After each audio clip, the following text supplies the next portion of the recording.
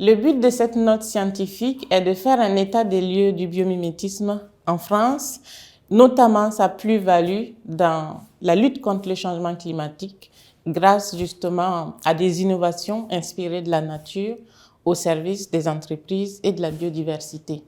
Depuis toujours, l'humanité s'est inspirée de la nature, notamment de la faune et de la flore, pour créer des innovations.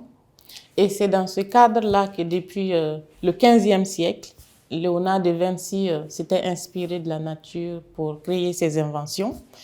Et c'est qu'en 1990 que le biomimétisme a été vulgarisé, notamment par les Américains. En France, des filières existent, notamment dans le privé et dans le public. Et l'idée, à travers le rapport, c'est de reconnecter tout ce monde-là afin d'inciter, en tout cas d'impulser en profondeur le développement de la filière. Mais on remarque qu'en France, nous sommes en retard justement parce que l'organisation de la filière ne s'est pas faite.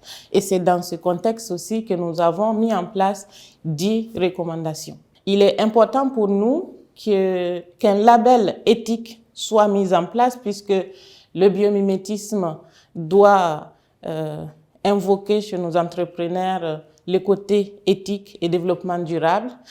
Et nous avons remarqué aussi qu'une collaboration est possible avec les Allemands puisque quand nous avons auditionné les acteurs allemands, on a senti aussi leur intérêt de porter une initiative commune, notamment dans le cadre de la prochaine présidence française de l'Union européenne.